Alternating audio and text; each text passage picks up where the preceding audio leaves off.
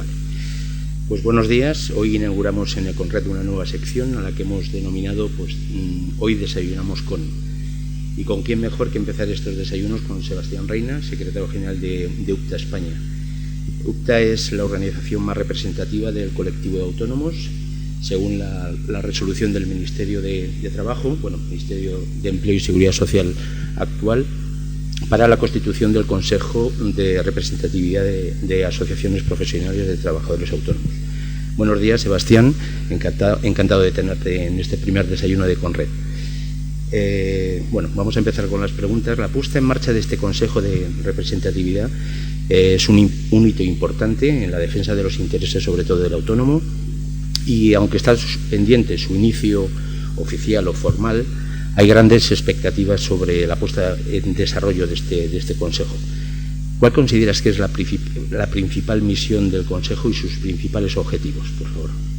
Pues sí, realmente el Consejo tiene por finalidad, de acuerdo con la ley, fundamentalmente ser un órgano consultivo del Estado. Es decir, que su objetivo es que todas aquellas normas, todas aquellas, decisiones del Gobierno o del Estado que puedan afectar al colectivo de trabajadores autónomos pasen por este Consejo de tal manera que puedan ser analizadas y puedan ser informadas, ¿no? por las asociaciones de trabajadores autónomos, pero no solamente por las asociaciones, sino también por las organizaciones sindicales, por los municipios, por las comunidades autónomas, es decir, por todos aquellos que tienen algo que decir en nuestro colectivo. Pero en todo caso hay que dejar claro, con independencia de que todavía no se haya formalizado su convocatoria, hay que dejar claro que el Consejo del Trabajo Autónomo es un órgano, como he dicho, consultivo, es decir, que no es el órgano al que corresponde la negociación, el diálogo o la concertación en materia de trabajo autónomo. Este es un ámbito paralelo al ámbito consultivo. Es decir, nosotros como organización siempre hemos defendido y entendemos que el nuevo Gobierno también lo ve de esa forma, que es necesario también mantener una mesa de diálogo social con las asociaciones que el Gobierno considere más adecuadas para participar en esa negociación, entre las cuales evidentemente estará nuestra organización, con el fin de que podamos avanzar en el cumplimiento de los objetivos del programa electoral del Partido Popular, que en este momento gobierna. Por lo tanto, nuestra prioridad en este momento no es tanto la constitución formal del Consejo, que llevará un tiempo por razones de nombramientos, etcétera, sino que nuestra prioridad está en este momento en abrir rápidamente una mesa de diálogo para abordar todos aquellos problemas más urgentes que tiene nuestro colectivo. No puedo dejar pasar la oportunidad de preguntarte, aunque la intención es otro foco de preguntas, preguntarte sobre todo por los principales problemas que tiene este colectivo actualmente, ¿vale? Falta de crédito, morosidad, y sobre todo que nos des tu opinión sobre las primeras acciones llevadas a cabo por el nuevo Gobierno. ¿Crees que puede ayudar a mejorar la situación de este colectivo? Bueno, diferenciaremos lo que han sido decisiones generales hasta ahora de urgencia tomadas por el Gobierno de lo que es, diríamos, los objetivos que parece que quiere llevar adelante, ¿no? Puesto que realmente las primeras medidas de urgencia pues son negativas, diríamos, para todos los ciudadanos. Cualquier subida de impuestos es malo para todos, por lo tanto también para los autónomos, ¿no? Pero bueno, esperemos que el ritmo, diríamos, de decisiones vaya mejorando, diríamos, en su escenario, ¿no? Vamos a ver, principales problemas lo has comentado. Yo lo reduciría fundamentalmente a la falta de crédito. Me parece cualquier otro problema, problemas fiscales, problemas de seguridad social, son solucionables, son abordables, pero el problema de la falta de crédito es el elemento sustancial. El crédito es la savia del trabajo autónomo. Un trabajador autónomo, el más pequeño, necesita un circulante en torno a 30 o 40.000 euros mínimo para poder funcionar en su actividad, sobre todo si tiene trabajadores y tiene nómina. Y se puede hoy confirmar que aproximadamente esta crisis ha hecho cerrar aproximadamente entre 1 millón a 1.200.000 pólizas de crédito que eran de titulares autónomos, y por lo tanto es evidente que en estas condiciones es muy difícil seguir adelante. Por lo tanto, para nosotros, si hay una urgencia, es la de la reestructuración financiera, no en sí misma por la propia reestructuración financiera, por la propia reordenación bancaria, no en sí misma, sino en la medida de que pueda posibilitar de nuevo acceder al crédito que todas las pequeñas empresas, autónomos y grandes empresas, por supuesto, necesitan. Este es el elemento sustancial. La morosidad va vinculada al crédito. En España siempre ha habido mucha morosidad. Es decir, España siempre ha sido un país de malos pagadores desde el punto de vista del tiempo, ¿no? Por lo tanto, en este sentido, ¿cuál era la solución que había antes? Era que ante la alta morosidad se accedía a crédito bancario para cubrir, diríamos, los vacíos, ¿no?, de pago que había. ¿Por qué se nota mucho más la morosidad ahora? No porque se pague ni peor ni mejor que antes, sino sencillamente porque no se puede acceder al crédito para poder cubrir, diríamos, estos vacíos de circulante que la morosidad produce. Este es el motivo por el que lo produce. Si hay crédito, la morosidad es importante, pero bajaría su influencia. Por lo demás, entendemos que fundamentalmente tenemos que seguir avanzando en la protección social del colectivo. Se avanza mucho en estos años, pero no se puede parar. Yo diría que los autónomos estaban llamando al estado del bienestar, a la puerta del estado del bienestar, justo cuando viene la crisis. Y entonces lo que esperamos es que no nos den un portazo. Es decir, que de alguna forma podamos pasar ese umbral de la puerta a la que estábamos intentando entrar y que realmente podamos confirmar realmente que tenemos un colectivo protegido, porque la protección es la mejor promoción. Es decir, si un trabajador decide hacerse un trabajador por cuenta propia o autónomo, lo que más le preocupa es la protección que va a tener en el futuro. Por lo tanto, en ese sentido, si hay una protección de futuro, es la mejor promoción para el presente. Perfecto. Bueno, pues tenemos que ser positivos sobre todo en esta época que nos está tocando vivir. Subidas como el IRPF, el tema de una posible subida del IVA, ¿puede ser un lastre importante para este colectivo? ¿Hay un mensaje de optimismo que le puedes trasladar a este colectivo, a los autónomos? Vamos a ver, como decía antes, las medidas adoptadas hasta la fecha, pues evidentemente no son positivas. La subida del IRPF afecta de una manera concreta a los trabajadores autónomos. Los gobiernos en general y las fuerzas políticas olvidan algo fundamental, que nosotros intentamos recordar. Yo, concretamente, ayer estuve con el secretario de Estado de Hacienda nuevo y se le trasladé este mensaje. Y es que cuando se habla de impulso o de promoción fiscal de las empresas, siempre se habla del impuesto de sociedades, lo cual es un gran error. ¿Por qué? Porque el 60% de las empresas de España son personas físicas y, por lo tanto, sus declaraciones no las hacen a través del impuesto de sociedades, sino que las hacen a través del impuesto de la renta de las personas físicas. Evidentemente, una subida, como se ha hecho en este caso, del impuesto a la renta a las personas físicas implica necesariamente una subida, una mayor presión fiscal de 1.600.000 autónomos, por lo menos 1.600.000, que son los que declaran por IRPF. Esto va a implicar pues, una presión fiscal en torno a un 3 o un 4% más de media. Por tanto, no es una solución, no es una noticia positiva. En cuanto al tratamiento de futuro, el tema puede variar. El Gobierno insiste en que no va a haber una subida del IVA, y eso es algo que no sabemos ni podemos ahora confirmar, ¿no? Porque también, por otra parte, nos dicen que ninguna posibilidad se cierra. Evidentemente que una subida del IVA tendría un efecto negativo en los autónomos más que en cualquier otra empresa, por una razón, y es porque los autónomos estamos en un momento en el que no podemos aplicar al precio las subidas del IVA, porque salimos de mercado. Es decir, el problema fundamental es que pues, un taxista, que por ejemplo que tiene el precio regulado, un transportista que tiene cerrados los precios, diríamos, con sus cargadores, ya no puede modificar esos precios. Por tanto, cualquier subida del IVA implicaría inevitablemente menor renta para el trabajador autónomo. Por tanto, sería muy negativo y sería negativo para la sociedad en general porque implicaría pues, una mayor inflación en la práctica también. Con respecto a otras medidas, bueno, nosotros estamos sobre todo esperanzados en algo que aliviaría esta subida primera del IRPF, que es la posibilidad de que específicamente para los rendimientos de actividad económica, es decir, para lo que son no rentas de trabajo, sino las rentas que pagan los autónomos en el IRPF, se pudiera aplicar algún tipo de tratamiento equivalente al tipo más bajo del impuesto de sociedades. Es decir, que los rendimientos de actividad económica estuvieran grabados al 20%, que es el tipo más bajo del impuesto de sociedades, y no al 45 o 46, que sería prácticamente en el que la media que hoy está en la mayoría de los autónomos. Esto sí que redundaría de una manera muy importante y muy positiva en la mejora de las condiciones de este colectivo. Perfecto. Pues siguiendo con el tema del optimismo que comentaba antes, lo mejor es tener a la vista posibilidades de negocio. La verdad es que con las nuevas oportunidades que se están abriendo a través de Internet son claras, y cifras que hemos tenido el año pasado, 2011, a nivel de uso de Internet, de redes sociales, pues alertan realmente de una inminente eclosión de este medio como uno de los más importantes, ¿no?, de generación de negocio, movimiento y demás, ¿no? ¿Cómo es el posicionamiento de los profesionales autónomos ante este canal?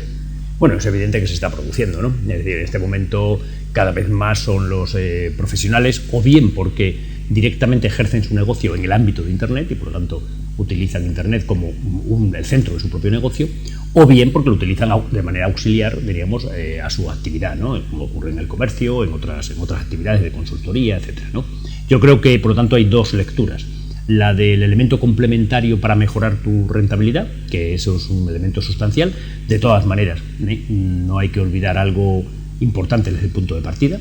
En este momento, según diversas encuestas, pero se puede hablar de que solo entre un 50 y 51% de los autónomos tienen equipamientos informáticos dedicados a su actividad profesional. Pueden tenerlo para su actividad personal, pero no lo utilizan para la actividad profesional, y no más allá de un 20 o 25% están utilizando Internet para su actividad profesional. Por tanto, lo primero que tenemos que tener en cuenta es que estamos muy abajo en el desarrollo, es decir, lo que se haya o llamar el analfabetismo informático o tecnológico de los autónomos es muy grande, y por lo tanto tenemos mucho pendiente por hacer.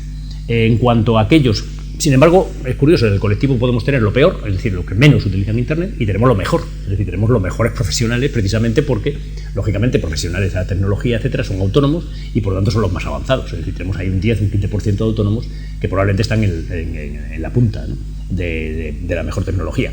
El único problema que tenemos en este colectivo, y es muy importante y se ha hecho ya y ya está muy presente en la economía actual, es que puede haber una relativa saturación.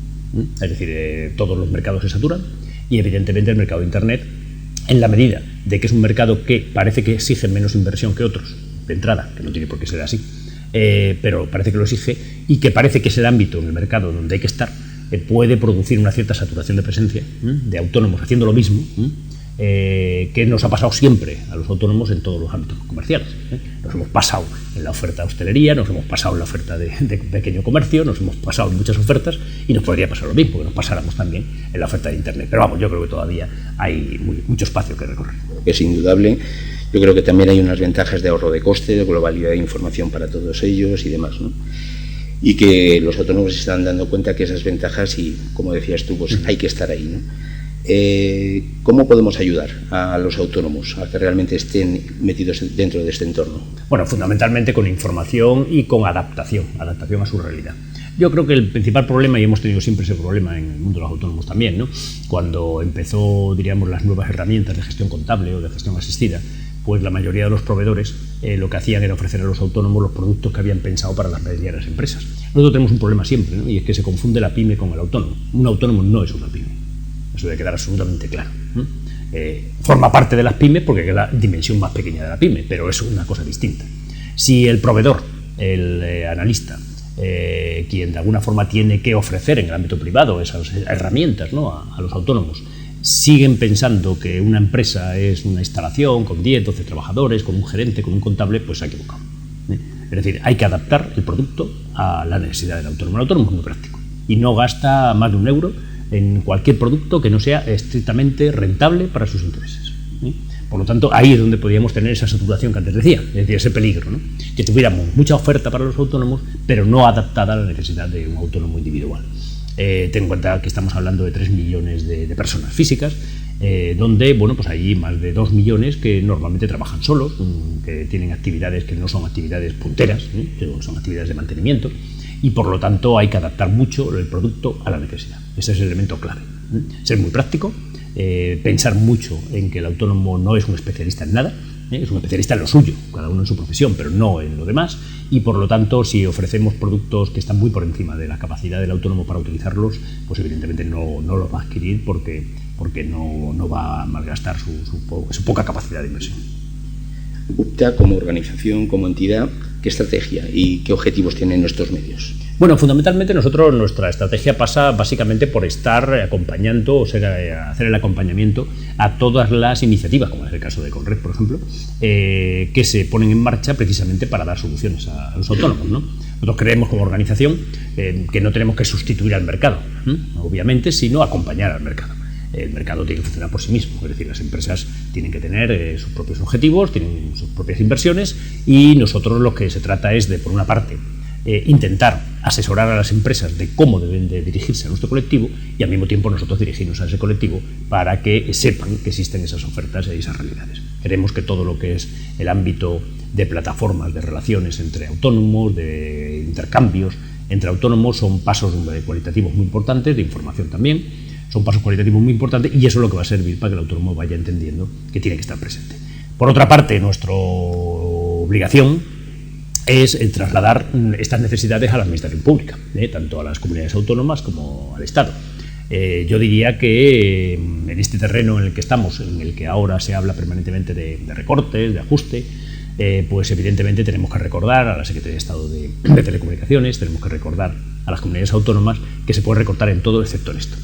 Es decir, que es fundamental la formación, las nuevas herramientas de comunicación e información para los autónomos, que es fundamental continuar en una labor de subvención o ayuda para poder adquirir los equipamientos adecuados, que resulta básico potenciar cualquier tipo de plataforma, de oferta, diríamos, que se pueda hacer para que los autónomos trabajen en común, es decir, que sustituyan su falta de dimensión por un trabajo en red. Antes hablaba del asociacionismo de los autónomos, del cooperativismo de autónomos, hoy se habla de autónomos en red, es decir, esa es la alternativa, ¿no?, que tenemos que utilizar. Por primera vez hemos conseguido algo importante gracias a la tecnología, y es que la dimensión ya no sea un problema, que ha sido siempre el problema de los autónomos. Por lo tanto, pero claro, en la medida de que el autónomo esté de verdad asociado y haga uso de esos servicios. Por lo tanto, este es nuestro trabajo, promoverlo y al mismo tiempo pedir a la Administración que apoye a las iniciativas que se han puesto en marcha. Ya para finalizar, Sebastián, ¿nos podrías enumerar los puntos más relevantes a tener en cuenta para ayudar a este colectivo para salir de esta situación tan complicada? Bueno, primero, una vez que consigamos crédito, ¿verdad? Porque hasta que no consigamos crédito, pues lo demás de poco vale, porque sin ello no hay manera de poder montar empresas y desarrollar negocios, pero una vez que evidentemente eso se haya conseguido, yo creo que fundamentalmente tenemos ahora la oportunidad de cambiar el ritmo. Yo diría que hay que sacar los aspectos positivos de lo que esta crisis está representando o va a seguir representando, ¿no? Y los aspectos positivos son dos, entiendo, para los autónomos. Uno, oportunidades. Hay una realidad, hay espacios de mercado que las grandes y medianas empresas han abandonado, porque sus inversiones, sus rentabilidades son escasas. Y sin embargo, esos huecos o esos espacios de mercado para un autónomo sí son posibles. Por lo tanto, podemos recuperar ámbitos de mercado que hasta ahora prácticamente resultaba imposible para nosotros. Eso es un resultado, en parte, de esta crisis. Y sobre todo, yo creo que el que ha aguantado sin crédito durante 3, 4 o 5 años y ha conseguido que su negocio siga funcionando y se ha posicionado, pues yo creo que está mucho más reforzado en este momento para continuar. No podemos olvidar algo importante, y es verdad que hemos perdido un número muy importante de autónomos en la crisis, más de 350.000, pero que no deja de ser ese número, en porcentaje no llega ni siquiera al 10% del total del colectivo. Por lo tanto, quiere decir que el otro 90% sigue ahí, sigue aguantando, sigue trabajando, sigue negociando, y por lo tanto, una vez superado lo peor, esperemos que hayamos pasado lo peor de la crisis, pues evidentemente podemos estar en mejores condiciones para abordar esas oportunidades que la propia crisis nos ofrece. Perfecto, pues nada, Sebastián, muchísimas gracias por esta agradable charla. Esperemos que un próximo desayuno que volvamos a coincidir sea sobre todo para transmitir buenas noticias para este colectivo y en general para todos. Vamos a ver. Muchas gracias. Sí, podemos hacer. Gracias. Hasta ahora, a vosotros.